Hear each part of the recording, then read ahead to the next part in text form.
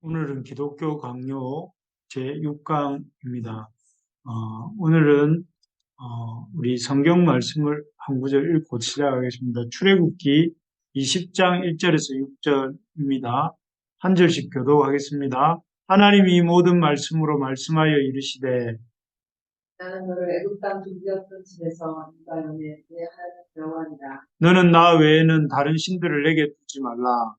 너를 위하여 세계 우상을 만들지 말고 또 위로 하늘에 있는 것이나 아래로 땅에 있는 것이나 땅 아래 물속에 있는 것에 어떤 형상도 만들지 말며 그것들에게 절하지 말며 그것들을 섬기지 말라. 나 내 하나님 여호와는 질투하는 하나님인즉 나를 미워하는 자의 죄를 갚되 아버지로부터 아들에게로 3, 4대까지 이르게 하거니와. 나를 사랑하고 내 계명을 지키는 자에게는 천대까지 은혜를 베풉니다. 아멘. 우리가 만약에 하나님을 우리 손가락 중에 손의 손가락 중에 한 손가락으로 표현한다면 어떤 손가락이라 하실 수 있을까요? 우리 손가락 중에 하나의 손가락이라 한다면 아마 엄지손가락쯤 되지 않겠습니까? 왜냐하면 엄지손가락이 이렇게 그림에서 나타내는 것처럼 우리 하나님은 온 우주에서 유일하시고 신들 중에 가장 으뜸이 되시는 분이기 때문에 우리가 이 엄지손가락으로 우리 하나님에 대해서 이렇게 드러낼 수 있을 것입니다. 그래서 십계명에도 십계명 제1계명 무엇인지 아시죠? 여기 화면에 보는 것처럼 출애굽기 23장에 나오는데 20장 3절에 나오는데 너는 나 외에는 다른 신들을 내게 두지 말라 이렇게 말씀하십니다. 여기에서 다른 신들을 내게 두지 말라 하는 것은 다른 신이 있다는 것이 아니라 하나님은 그 어떤 신과도 비교할 수 없는 유일하시고 가장 으뜸이 되시는 분이 우리 하나님이시다 하는 것을 말하는 것이죠. 그렇습니다. 이 세상에서 유일하시고 가장 으뜸이 되시는 분이 우리 하나님이십니다.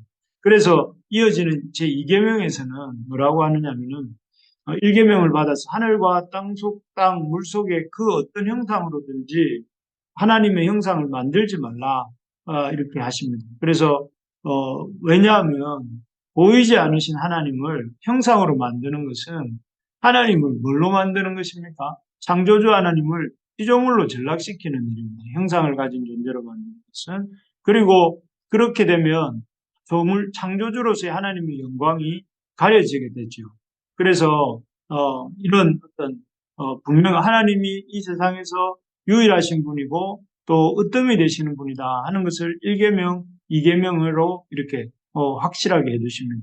그래서 그런 1계명, 2계명을 제대로 지키지 않을 때 치러야 될 대가에 대해서도 말씀하세요.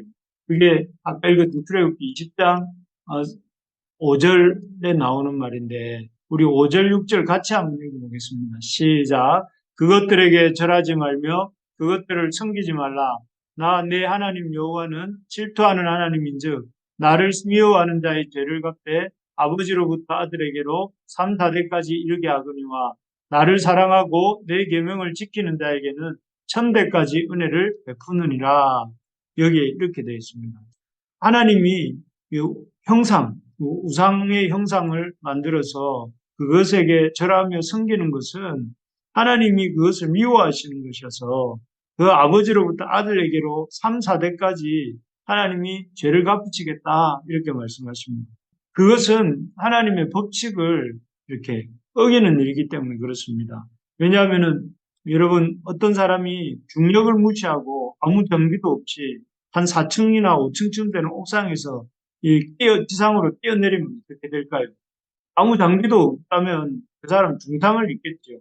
그래서 이런 사람은 하나님이 정하신 이런 중력 질서를 어기고 자기 자신감만 가지고 무모하게 5층이나 4층 옥상에 뛰어내린 사람은 하나님이 정하신 영적 법칙을 어겼기 때문에 그 사람이 데미지를 입는 것이죠. 그 사람과 그 사람의 가문이 참 상처를 입게 된다 하는 것이 나를 미워하는 자의 죄를 갚되 아버지로부터 아들에게로 3, 4대까지 이르게 한다 하는 말씀입니다.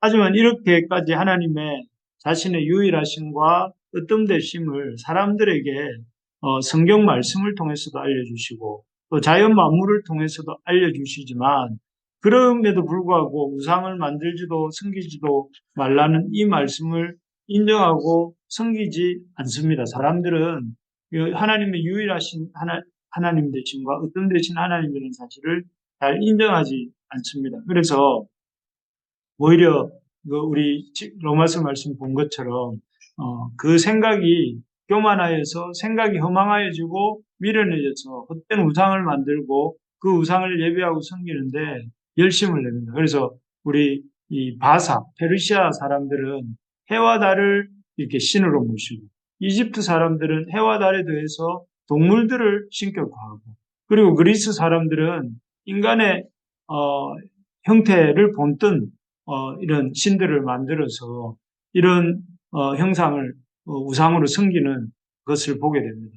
그리고 특히 이제 이런 믿지 않는 사람들이 이런 것들을 우상으로 섬겼다면 특히 중세 시대에 들어가면 교회도 이런 우상 숭배의 문화에 우상 숭배의 대열에 합류를 합니다. 예를 들면 이런 것입니다. 여기가 이제 중세의 교회당인데요. 이 교회당 안에 보시면 정면에 그 화상이 있죠, 화상.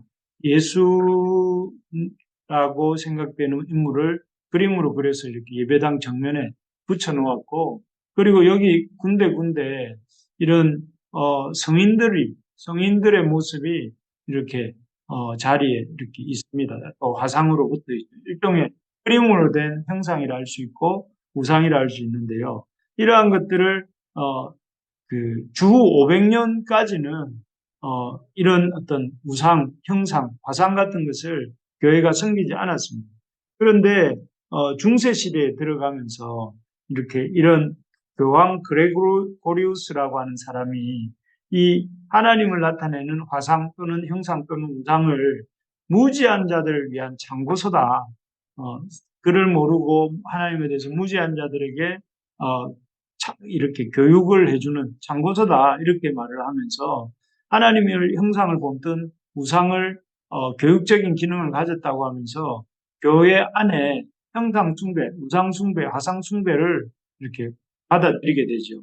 그리고 오늘 교재 6번에 나오는 것처럼 그 후로부터 한 200, 300여 년이 지난 787년 이레네 방우라는 방우에 의해서 제2차 니케아 공의회에서 어떤 결정이 내리는가 하면 교회당 안에 우상을 둘 수 있도록 지금 이 그림에 보는 것처럼 교회당 안에 우상과 형상과 화상 같은 것을 설치할 뿐 아니라 이 형상물에 존경하는 마음으로 절하는 것과 예배까지 드릴 수 있다라는 결정을 했습니다. 그래서 형상물 사용의 정당성을 이렇게 확보한 것이죠. 그리고 그 후로도 형상물 사용의 정당성을 주장하는 많은 사람들은 자신들의 그러한 근거를 형상 숭배를 이렇게 이 합법적이라고 말하는 근거를 이 2차 니케아 공의회의 결정을 근거로 삼습니다. 어쨌든 이런 이게 교회가 우상 숭배의 반대에 제일 앞장에 서야 될 교회가 무지한 자들을 위한 장고선에 또 아니면은 그 하나님을 이렇게 잘 믿기 위한 도구에 하면서 이 교회당 안에 이 형상 모양의 우상을 받아들임으로 이렇게 교회는 급속하게 이렇게 쇠퇴하게 됩니다. 그래서 교회가 주 500년까지는 교회가 그 교리를 중요하게 생각하면서 지켜왔지만 그러나 500년 이후에 이런 형상 예배를 인정하게 되면서부터 형상 우상들을 인정하게 되면서 사람들의 신앙이 점점 가랑비에 옷 젖듯이 기울어지게 되고 점점 타락하게 됩니다. 그래서 예배가 육신적인 예배가 되고 성직자들도 순수성을 잃어버리고 장사꾼처럼 돼버리게 됩니다. 그렇게 되면서 교회는 흔히 말하는 중세 500년부터 약 1500년까지를 가리켜 중세라고 하는데 이런 영적인 어둠의 시대로 들어가게 됩니다. 참으로 안타까운 일입니다. 그래서 이 모든 일이 시초에는 교회가 교육이라는 이름으로 하나님 형상의 우상을 이렇게 우상이 아니다 하고 받아들이면서 시작되게 된 것입니다. 만약에 그레고리우스 황제나 요한이나 이레네, 황후 같은 이들이 성경이 명백히 말씀하신 우상 숭배 금지 명령을 인정하고 우상과 형상을 받아들이는 것을 반대했더라면 중세 시대가 이 유명한 그림 있잖아요. 여기 보면 고흐의 그림인데 이게 교회입니다. 교회인데 다른 집에는 이렇게 노랗게 불이 켜져 있어요. 그런데 교회만 이 창문과 현관문이 다 검은 색깔로 칠해져 있어요. 이게 아마 고흐가 느꼈던 그 시대의 교회의 모습인 것 같은데 이 모습처럼 이 중세 시대에도 교회가 빛을 잃고 또 교회가 영향력을 잃고 이렇게 이 참 표류하게 되는 그 시발점에 뭐가 있느냐면은 이런 형상, 우상 또 이런 것들을 공공연하게 교회 안에 갖다 놓고 그것 앞에 절하고 섬길 수 있도록 했기 때문에 결국 이런 교회가 맛을 잃고 빛을 잃게 된 것이죠. 우리가 그런 점에서 참으로 깨어서 타협하지 않고 아마 중세 교회도 처음부터 이런 형상 우상을 이렇게 인정하지는 않았던 거죠. 그러나 시간이 지나면서 형상 우상에 대한 어떤 사람들의 어떤 이런 요구를 받아들여서 이렇게 형상 모양 우상을 받아들이게 되었는데 그것이 이제 앞에서 말씀드린 것처럼 중세 천년의 그런 어둠의 시대가 시작되는 시작이었다는 것이죠. 그렇기 때문에 우리가 그런 점에서 깨어서 타협하지 않고 이렇게 힘들다고 타협하지 않고 말씀을 그대로 지키고자 하는 몸부림이 중요하다 하는 것을 여기서 배우게 되죠. 지금이라도 우리가 우상 숭배를 금하는 1, 2계명을 엄중하게 받아들이고 양보하지 말고 있는 그대로 이렇게 지키는 삶을 살 수 있기를 바랍니다. 그렇게 할 때 중세교회를 이렇게 이 침체하게 했던 기독교 조형물로 된 우상 숭배에 우리가 넘어가지 않을 수 있을 것입니다. 그래서 그렇게 우리가 1, 2계명을 철저하게 받아들이고 순종할 때에 우리가 우리의 믿음을 지킬 수 있고 나아가서 이런 이 하나님이 약속하신 복을 우리가 받게 된다 하는 것입니다. 그러면 여기서 왜 이런 우상 숭배가 죄인 줄 알아야 되는가? 우상 숭배는 어떤 점에서 죄인지 한번 생각해 보려고 합니다. 우상 숭배가 죄라고 생각하십니까? 우상 숭배는 우리 앞에 있는 글자를 같이 한번 읽어볼까요? 인간 마음대로 신을 형상화해서 신을 조정하려는 인간의 타락한 본성에서 나오는 마음이기 때문입니다. 사람들이 왜 우상을 만든다고 생각하십니까? 그 우상을 만드는 이유는 그 우상이 자신의 통제 아래 있게 하고 그리고 그 우상을 조정해서 자신이 원하는 바를 얻어내고 또 그것을 통해서 이렇게 우상을 통해서 자신의 유익을 얻기 위해서 우상을 만드는 것이죠.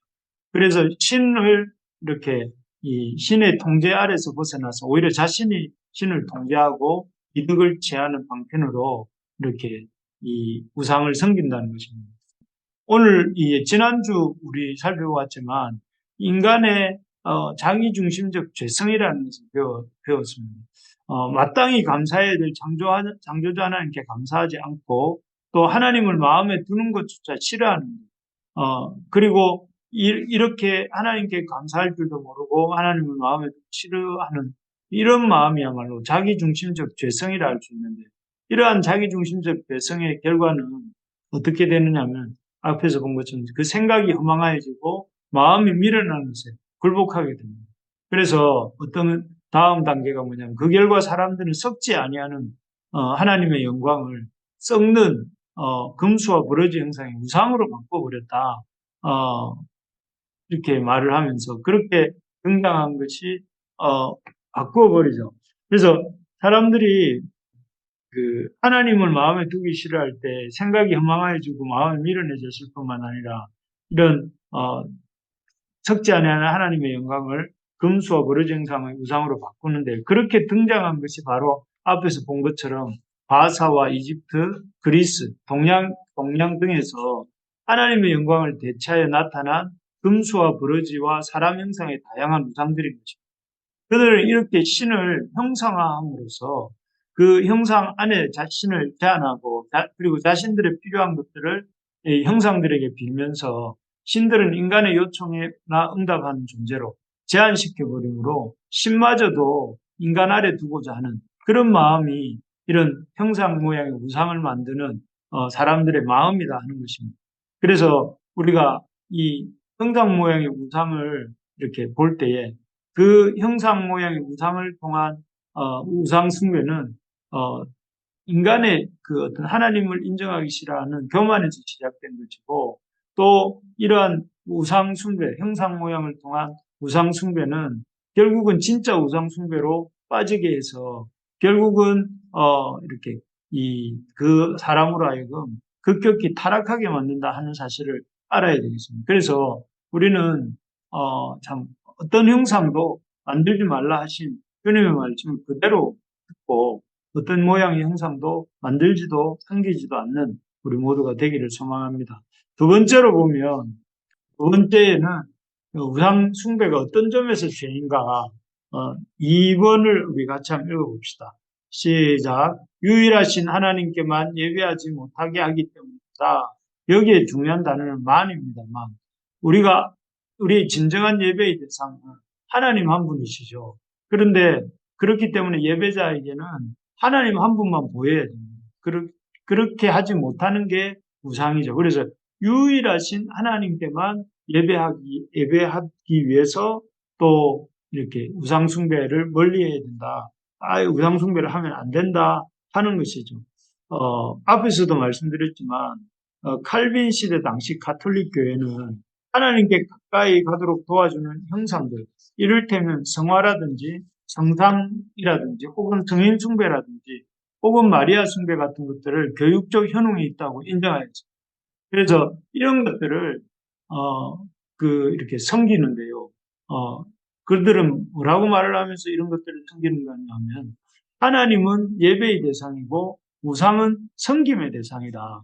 예배라는 말과 섬김이란 말로 하나님과 우상을 이렇게 나누고 우상 섬기는 것은 섬김이고 하나님은 예배하는 것이다. 이렇게 말을 하면서 이런 그 말을 합니다. 그러나 이런 것은 이 말은 교묘한 말장난입니다. 왜냐하면은 예배와 섬김이라는 것은 이렇게 다르지 않습니다. 예배드림, 서비스 그리고 섬김, 서비스 이런 것들은 같은 의미라고 할 수 있습니다. 그래서 그것을 따로 떼어놔서 하나님께 예배드리는 것이고 우상에게는 섬기는 것이다 하면서 이렇게 우상 숭배를 항례하면 안 된다는 것이죠. 예를 들면 이런 것이 있다고 들어봅시다. 어떤 아내가 남편에게 이렇게 말을 했습니다. 여보, 난 당신을 진정 사랑합니다. 당신만 내 남편입니다. 하지만 나는 앞집 철수 아빠도 사랑하고 뒷집 영희 아빠도 사랑합니다. 그리고 개울 넘어 방앗간 아저씨도 사랑합니다. 그렇지만 여보, 그들은 내 정부이고 내 남편은 오직 당신뿐입니다. 라고 말을 했다고 칩시다. 과연 이런 말을 들은 남편은 진정으로 이렇게 그 사랑의 마음을 칭찬해주고 그렇게 이렇게 네 다리를 걸치는 것을 인정해 줄까요? 아마 인정해 주지 않을 것입니다. 그리고 인간이라는 존재 자체도 이렇게 한꺼번에 남편 외에 여러 명의 사람을 이렇게 품고 사랑한다는 것은 그 불가능한 이야기입니다. 그래서 그 남편과 아내는 마치 그 남편에게는 아내뿐이고 아내에게는 남편뿐이듯이 어 하나님을 섬기는 일은 이 예배와 섬김이라는 말로 나눌 수 있는 게 아닙니다. 그래서 우리가 진정으로 누군가를 사랑한다면 그 사랑에는 반드시 제약이 따르게 되고요. 그래서 남편 아닌 다른 남자나 아내 아닌 다른 여자를 마음에 품지 않고 몸가짐도 특별히 조심하면서 오직 배우자에게만 초점을 맞추려 해야 합니다. 그럴 때야 그 사랑은 진정한 사랑으로 빛을 발하게 되는 것이 그렇지 않습니까? 그래서 하나님께서도 이렇게 우리 하나님의 자녀가 하나님만 온전히 섬기도록 하나님을 섬겨야 될 것을 이렇게 예배니 섬김이니 하고 이렇게 교묘한 말장난을 하면서 우상까지도 섬기려고 하는 그런 마음을 이렇게 경계하고 그런 마음을 품지 못하도록 이렇게 하는 것이죠. 그래서 한 남자가 두 여자를 섬길 수 없듯이 하나님을 섬기는 일도 이렇게 하나님과 교마해서 다른 신을 섬기는 것도 불가능하다 하는 것입니다. 그래서 우리가 이 시간 우리의 마음과 뜻과 힘과 성품을 다해 주님만을 유일하신 우리 하나님만을 섬기겠다 하는 결단이 있으시기 바랍니다. 그래서 오직 주님에게만 모든 것을 드리며 살고자 하는 우리가 되기를 소망합니다. 세 번째로 우리가 유일하신 하나님께만 예배하고 우상 숭배를 금해야 하는 이유가 무엇이냐면은 우상 숭배는 결코 인간에게 참 만족을 주지 못하기 때문입니다. 헛된 만족, 참 만족을 주지 못하고 헛된 만족을 주는 거죠. 사실 우상 숭배의 근원적인 힘은 무엇일까요? 우상을 섬기면 그것이 우리 삶을 의미 있게 하고 우리에게 참 만족을 줄 것이라고 믿는 것입니다. 그래서 우상을 섬길 때, 형상을 섬길 때 사람들의 마음은 어떠냐면은 그 우상을 섬기면 열심히 그 우상 앞에 기도하고 절하면 그 우상이 우리의 삶을 의미 있게 하고 우리에게 참 만족을 준다 하고 이렇게 믿는다는 것이죠. 하지만 우상 숭배는 결코 우리 삶을 의미 있게 하거나 참 만족을 주지 못합니다. 예를 들면 어떤 사람이 집만 있으면 만족할 것 같아서 일생을 바쳐서 열심히 돈을 벌어서 집을 마련합니다. 하지만 그렇게 집을 마련하고 나니 한 달 정도는 기쁘지만 그 후로는 다시 끊임없이 어떤 탐욕의 마음이 생깁니다. 어떤 일을 하는 사람도 마찬가지입니다. 그 사람은 큰 프로젝트를 진행 중이었는데 그의 마음이 이르기를 이번 일만 끝내면 마음이 기쁠 것 같고 푹 쉬어야 되겠습니다. 하지만 그 일을 힘들게 끝내고 나면 또 다른 일 욕심이 사람 마음이 생깁니다. 그래서 또 다른 일을 하기 시작하지. 이 끊임없는 여기서 방금 직과 어떤 프로젝트에 대한 얘기를 했는데 이 공통점은 우리가 우리의 어떤 삶의 만족을 위해서 꼭 필요하다고 생각하는 것들, 직도 그렇고 또 일도 그렇는데 그러나 그러한 것들이 어, 그 그러한 것들은 이제 이 끝이 없다는 거예요. 그런 것들에 대한 욕심은 집은 좁은 집에 살면 더 넓은 집으로 가고 싶어 하고 더 넓은 집에 가면 아주 넓은 집으로 가고 싶어 하고 그게 사람들의 마음이지 않습니까? 그래서 어, 끊임이 없다는 거예요. 그 어떤 인생의 어떤 만족을 찾아서 살지만 그러나 그 우상들이 마치 그런 집만 있으면 차만 있으면 그 꿈꾼 바를 이룰 수 있을 것처럼 유혹을 하지만 그러나 진정한 만족은 주지 못한다는 거죠. 이처럼 우상은 마음에 결코 만족도 주지 못하고 힘도 주지 못합니다. 그래서 어거스틴 같은 신학자는 뭐라고 했습니까? 어거스틴은 이렇게 말을 했습니다. 주께로 돌아오기 전까지 내 영혼에는 참된 만족이 없었습니다. 라고 말을 했습니다. 이 어거스틴이 젊을 때 방황할 때 하나님을 떠나서 여기저기 이렇게 이교도가 되어서 다녔습니다. 그러나 그렇게 애써서 이교도의 어떤 문화 속에 참여하기도 해보고 했지만 칼빈의 마음속에는 참 이렇게 만족이 없었던 것이죠. 그래서 어거스틴의 마음속에는 만족이 없었던 것이죠. 결국 그래서 어거스틴이 이렇게 말을 한 것입니다. 자기 영혼이 그리스도 안에 들어오기까지 참 만족이 없었다. 그리고 그리스도 안에 들어와서야 참심을 얻었다고 고백을 한 것입니다. 정말 그렇습니다. 형상으로 만든 우상은 결코 우리에게 참 만족을 주지 못합니다. 그렇기에 우리가 우상을 말할 때 항상 그 앞에 헛된 우상 이렇게 부르는 것이죠. 바라기는 우리의 삶을 이런 헛된 우상을 섬기는 데 쏟지 말고 마음과 뜻, 힘과 정성을 다하여 살아계신 하나님을 사랑하고 섬기는데 사용할 수 있어야 되겠습니다. 오늘 결론 말씀을 마무리하겠습니다. 오늘 우상 숭배에 대해서 이렇게 나누었는데 오늘날은 이전처럼 교회 안에 형상화된 우상은 없습니다.